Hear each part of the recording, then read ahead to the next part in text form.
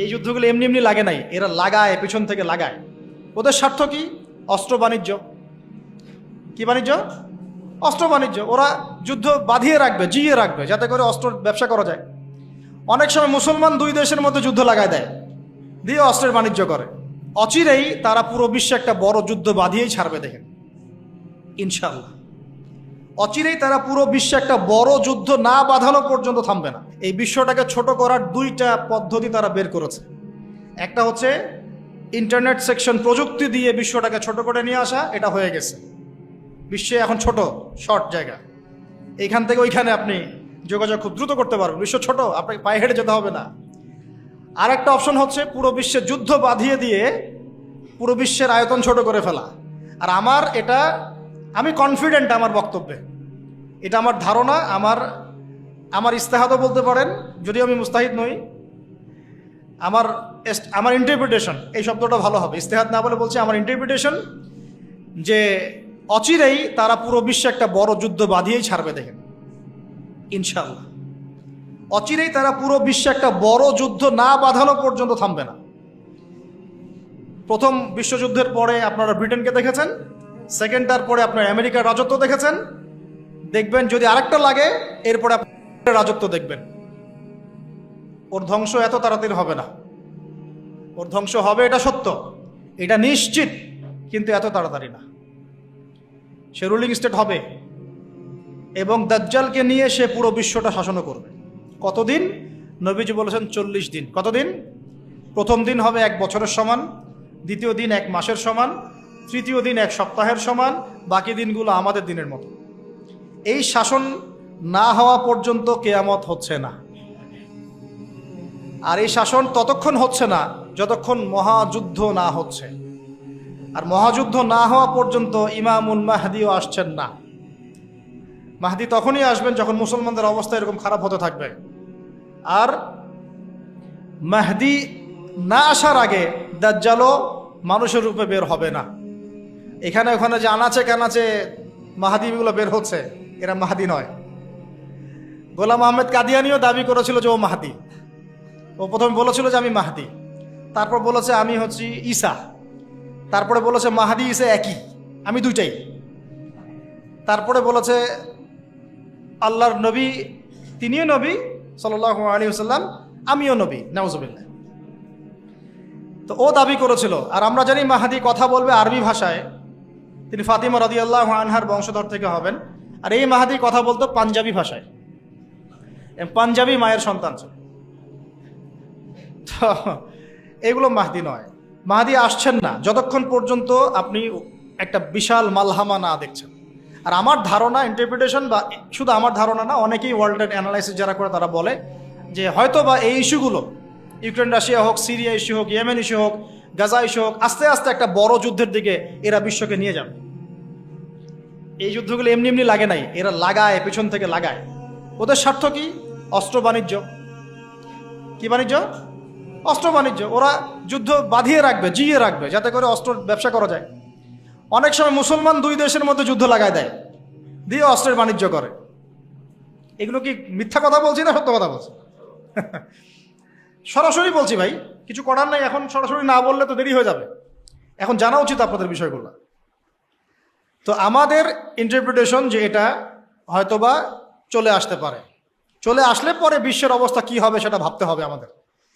Corona ভাইরাসে বিশ্বের যে অবস্থা হয়েছে, আর আমি বলে দিই, করোনা ভাইরাস কোনো মহামারী ছিল না, এটা কোনো মহামারী না, এরকম হয় না মহামারী। মহামারী মানে একটা এলাকার র্যাপিডলি মরে ধুয়ে সাফ হয়ে যাবে, এটাকে বলা হয় মহামারী। আপনার জ্বর হয়, আমার হয় না, আপনি মরেন, আমি মরি না, আপনার বেশি ইফেক্ট হয়, আমার হয় না, এমন মহামারী, সার্কাস মহামারী হয় না। এগুলো কোনো প্যান্ডামিক না, ওগুলো বুঝায় মানুষকে।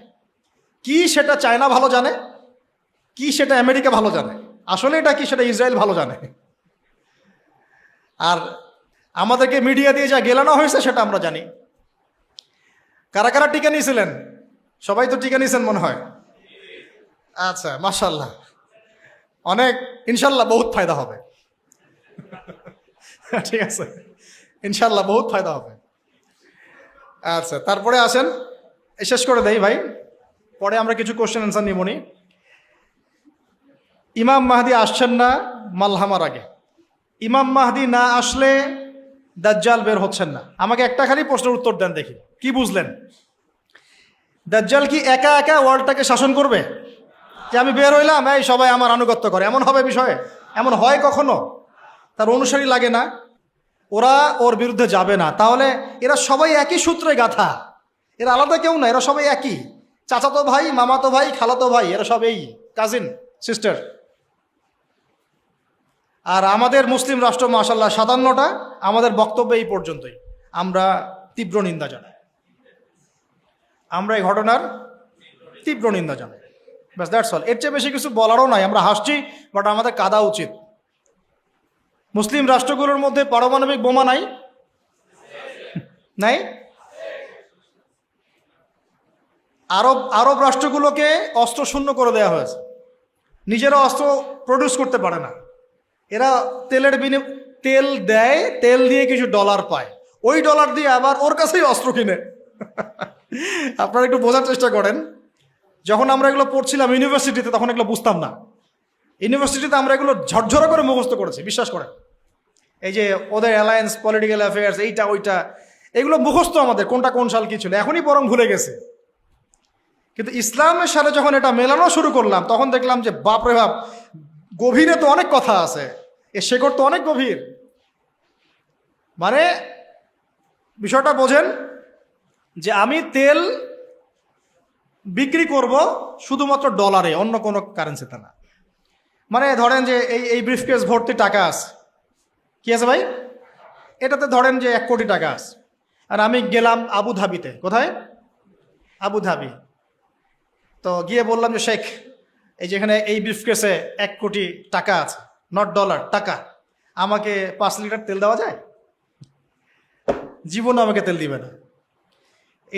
এই বক্সটা আমি নিয়ে গেলাম টাকার জায়গায় ডলার দিয়ে, শেখ আমার কাছে ডলার আছে 1 ব্রিফকেস, আমাকে কি এখন তেল দেওয়া যায়? অবশ্যই। কুল্লু খালাস, আসেন। অবশ্যই, ইয়া হাবিবি কুল্লু খালাস, আসেন তেল নিয়ে যান। হাবিবি বলবে তখন, আসেন তেল নিয়ে যান। এই যে শুধুমাত্র ডলার দিয়ে তেল কেনা বেচা করার চুক্তি, এর নাম হলো পেট্রো ডলার মনিটরি সিস্টেম। আপনি ডলার ছাড়া অন্য কোনো কিছুতে তেল কিনতে পারবেন না। গাদ্দাফি চেষ্টা করেছিল, মেরে দেয়া হয়েছে, ঠিক আছে? তারপরে আরো অনেক কান্ট্রি, সাদ্দাম হোসেন ট্রাই করার চেষ্টা করেছিল, মেরে দেওয়া হয়েছে। এই চায়না, রাশিয়া এখন চেষ্টা করছে যে আমরা অন্য কারেন্সিতে তেল কেনা বেচা করব। ইরান মাঝখানে চেষ্টা করেছে আমরা সোনাতে তেল কেনা বেচা করবো, সোনা দিয়ে। ওই জন্য দেখেন ইরানের সাথে অলওয়েজ লেগে আছে, অলওয়েজ একটা ফিকশন লেগে আছে। এখন কথা হচ্ছে এই যে কেনা বেচাটা জায়েজ না জায়েজ বলেন দেখি? এটাও ভাইদের কাছে ফতোয়া নিয়েন। এতে করে কি হলো? ডলার হয়ে গেল সুপিরিয়র কারেন্সি, ও আধিপত্য বেড়ে গেল, আধিপত্য বেড়ে গেল। যদি আমরা টাকা দিয়ে তেল কেনা বেচা করতে পারতাম, তখন আমার টাকার মান থাকতো বেশি, ওদের মান থাকতো কম। তখন ডলারকে কেন্দ্র করে সব টাকা পয়সার মান নির্ধারণ করা শুরু হলো। কথা বুঝতে পারছেন? এই চুক্তিটা করেছে আরবরা। কারা করেছে? আরবের গলফ কান্ট্রিরা। এর পিছনে একটা ঘটনা আছে। বাদশাহ ফয়সাল রাহিমাহুল্লাহ তিনি তেল বয়কট করেছিলেন, তারপরেই হেনরি কিসিঞ্জার এসে এই চুক্তি করেছিল। এটা অনেক আগের কথা, এটা চতুর্থ যুদ্ধের কথা, 1973 সালের দিকের কথা। এখন এই তেলের উপর নিয়ন্ত্রণ তারা নিয়ে নিল ডলার দিয়ে। যেটা বলতে চাচ্ছি শুনুন, বুঝেন। আমি ডলার দিলাম আপনাকে। আপনার নাম কি ভাই? আপনার নাম কি?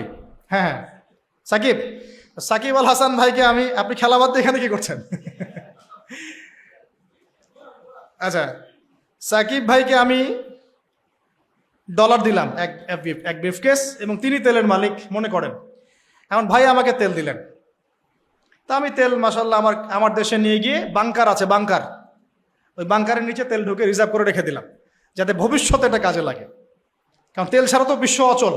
আপনি তেল ছাড়া এই বিশ্বে কিচ্ছু চালাতে পারবেন না। পারবেন? কিচ্ছু চালাতে পারবেন না, পুরোই অচল।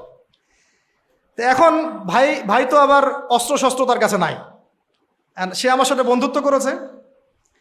এখন আমি তাকে বুঝাচ্ছি যে আপনার তো নিরাপত্তার জন্য অস্ত্র দরকার, আপনার আশপাশে অনেক শত্রু আছে, আপনার শত্রুরা তো অভাব নাই, তাহলে অস্ত্র কিনতে হবে না আপনার? ও বলছে হ্যাঁ কিনতে হবে। তো তাহলে অস্ত্র তো আপনি বানাতে পারেন না, সেই প্রযুক্তি আপনার নাই। আমার দেশে অনেক অস্ত্র আছে, এগুলো আপনাকে দেই, আপনি ডলার দিয়ে এগুলো কিনে নেন। প্রথমে যে ডলারটা আমি ওকে দিয়ে তেল নিয়েছি, ওই ডলারটা আমি আবার ওর কাছ থেকে নিয়ে আমার অস্ত্র দিলাম ওকে। লাভ কার? বুঝেন নাই মনে হয়। প্রথমে আমি দিয়েছি ওকে ডলার, সাকিবকে, সাকিব দিয়েছে আমাকে তেল, সেই তেল নিয়ে আমি আমার দেশে রিজার্ভ করেছি, তেল তো আমার থাকলোই। আর আমার ডলার হলো কারেন্সি, সুপিরিয়র কারেন্সি, যা দিয়ে অন্য কারেন্সির মান নির্ধারণ করা হয়। এবার ওকে বুঝালাম তোমার অস্ত্র নাই, তো ও বলছে তো আমার তো প্রযুক্তি নাই, তাহলে আমাকে আপনি কিছু অস্ত্র বিক্রি করেন আমার কাছে। তা আমি কিছু অস্ত্র, আমার তো অস্ত্রের অভাব নাই, আমি যত ইচ্ছা এগুলো বানাতে পারি, যেটা বানাচ্ছি ওর চেয়ে অত্যাধুনিকটা আমার কাছে আছে। ওকে এমন কিছু দিব না যেটা দিল ও আবার আমাকে আক্রমণ করতে পারে, ওকে এমন অস্ত্রই দিব যেটা আমার প্রতিহত করার ক্ষমতা আছে। অথবা ব্যালিস্টিক মিসাইল ওকে দিব না, ওকে অন্য কিছু দিব। তা আমি এখন ওকে অস্ত্র কিছু দিলাম, ওই যে ডলারটা প্রথমে দিয়েছি ওইটা আবার সে আমাকে দিয়ে দিল। কিছু কি বুঝলেন? এইটাই চলতেছে আরবের মধ্যে। অথচ এই সার্কাসটা কিম জং উন অনেক বেশি বুঝেছে আগে। ও বলছে তোদের সাথে চলি না, আমি চায়নার সাথে চলবো, রাশিয়ার সাথে চলবো, এই যে অস্ত্র বানাবো। দেখেন নাই কয়দিন আগে গোলগাপ্পু একটা মানুষ আসে আর বলে যে এই যে মিসাইল চালাচ্ছে, দেখেন নাই? ও ভালো কাজ করছে তাও, মাশাআল্লাহ। হ্যাঁ, আমি সে মুসলিম না, কিন্তু বলছি যে ওই সেন্সে সে ভালো কাজ করছে। এই নিয়ন্ত্রণটা ওরা দখল, জায়নিস্টরা নিয়ে নিয়েছে, জায়গার, ভৌগোলিকত্বের, মিডিয়ার, প্রযুক্তির, অস্ত্রশস্ত্র, তেলের, সব কিছুর। এখন আমাকে বলেন, তাহলে দাজ্জাল এখনো বের হয় নাই কিন্তু তার অনুসারীদের আজকে এই অবস্থা, তাহলে আসলে কি সময় খুব বেশি বাকি আছে না কম আছে? আস্তে আস্তে বিশ্ব এদিকে যাচ্ছে। তবে সুসংবাদ, আমাদের জন্য সুসংবাদ হচ্ছে এই সময়টা আস্তে আস্তে আস্তে অনেক মুসলমান শাহাদাত বরণ করবে ইনশাআল্লাহ, এবং তারা জান্নাতে শহীদ হয়ে পাখি হয়ে যাবে ইনশাআল্লাহ। ওটাই তো চূড়ান্ত সাফল্য, তাই না? আমাদের মায়েরা বোনেরা মরেন নাই, তারা এখনো জীবিত জান্নাতে আছে, এবং তারা এই দুনিয়াতে আরো বারবার ফিরে আসতে চাচ্ছেন এখন, আল্লাহ আমাদেরকে আরো একবার ফিরিয়ে দিন, আবার শহীদ হয়ে আপনার কাছে আসবে। ওরা এই দাবি করছে আল্লাহর কাছে। আমাদের বোনরা মরে নাই, আমাদের ভাইরাও মরে নাই, আমাদের বাচ্চারাও মরে নাই, কারণ এই জীবনটাই চূড়ান্ত জীবন না। তার মানে এই না যে আমরা ওদের এগুলো মেনে নিব। আর আমরা এই হাদিস খুব ভালো করেই জানি যে খোরাসান থেকে ব্ল্যাক ফ্ল্যাগস যাবে, এমন একটা জৈশ যাবে, ফালা নি'মাল জৈশু জৈশুহা, না ফালা নি'মাল আমিরু আমিরুহা ওয়ালা নি'মাল জৈশু যালিকাল জৈশ। কতই না উত্তম সেই বাহিনীর আমির, আর কতই না উত্তম ওই সেনাবাহিনী। আল্লাহ নবীজি বলছেন তারা যুদ্ধ করতে করতে করতে করতে বাইতুল মুকাদ্দাস পর্যন্ত জয় করবে, পৃথিবীর কোনো পরাশক্তি ওকে ঠেকাতে পারবে না। আর যদি সেটা এই বিশ্বে হয় তাহলে আমরা বুঝতে পারছি এরা কারা হবে। যদি সেটা এখন হয়ে যায় আগামী 10-20 বছরের মধ্যে, আল্লাহ ভালো জানেন, আমরা জানি না, 100 বছর পরেও হতে পারে, তাহলে আমরা বুঝতে পারছি তারা কারা হতে পারে। আমরা তো বুঝতে পারছি ওয়ার্ল্ডের মধ্যে কারা কি করছে। হ্যাঁ, যাদের প্রতি মহব্বত রাখলে আপনাকে আবার বলছে আপনি মুনাফেক, টাটকা মুনাফেক, তাজা মুনাফেক, অমুক মুনাফেক, তমুক মুনাফেক। আল্লাহ সুবহানাহু ওয়া তাআলা এদের ভাগ্যে হেদায়েত থাকলে হেদায়েত দান করুন, না থাকলে আল্লাহ পাক এই কলঙ্ক, এই উম্মাহকে এগুলো থেকে কলঙ্ক মুক্ত করুন। আমিন। শেষ করি। এখন সুসংবাদ কি? সুসংবাদ হচ্ছে, এটা তো সুসংবাদ গেলই, আর আল্লাহ রাব্বুল আলামিন এই মিথ্যা মাসিহকে মেরে ফেলার জন্যে আসমান থেকে সত্য মাসিহকে আবার পাঠাচ্ছেন ইনশাআল্লাহ। এবং তিনি ইমামুল মাহদী আসার আগে আসছেন না, আসার পরে আসবেন। আসার আগে না পরে? আসার পরে। তিনি নবী হিসেবে নন, শাসক হিসেবে, একজন ন্যায়পরায়ণ শাসক হিসেবে। তারপরে তিনি বলছেন, নবী সাল্লাল্লাহু আলাইহি ওয়াসাল্লাম বলছেন, তিনি নামবেন 2 ফেরেশতার পাখায় ভর দিয়ে, চুলগুলো ভেজা থাকবে, ভেজা, টপ টপ করে পানি পড়তে থাকবে চুল দিয়ে, মনে হবে যেন মুক্তা ঝরছে। সিরিয়ার দামেস্কের যে মিনার মসজিদে, সেখানে নামবেন। তখন ম্যাসাকার যুদ্ধ চলতে থাকবে শাম অঞ্চলে। শাম অঞ্চল মানে প্যালেস্টাইন, সিরিয়া, লেবানন, জর্ডান, এই সব জায়গায়, এগুলো শাম। শাম মানে শুধু সিরিয়া নয়, শাম মানে পুরো এইটাই। আর বাইতুল মুকাদ্দাসে 4-5টা স্পেশালি, ওটাই সভ্যতার কেন্দ্র, কিন্তু ওখান থেকে সভ্যতা শুরু হয়েছে, শেষটা আবার ওখানে হচ্ছে, ওখানে শেষ হবে। যুদ্ধ চলতে থাকবে। ইমামুল মাহদী এসে বলবেন যে তোমাদের ইমাম কি ইমামতি করতে বলো, সুবহানাল্লাহ। ইমামুল মাহদী ইমামতি করবেন, দরজা খুলে দেওয়া হচ্ছে, দরজা খুলে দেওয়া হবে, দাজ্জাল তাকে দেখা মাত্রই গলতে শুরু করবে, পালাতে পালাতে পালাতে পালাতে এই প্যালেস্টাইনেই যেটা দেখছেন আপনারা এখন, এটার বাবে লুদ নামক জায়গাতে গিয়ে সে আটকে যাবে এবং ওই জায়গায় ঈসা আলাইহিস সালাম তাকে হত্যা করবেন ইনশাআল্লাহ।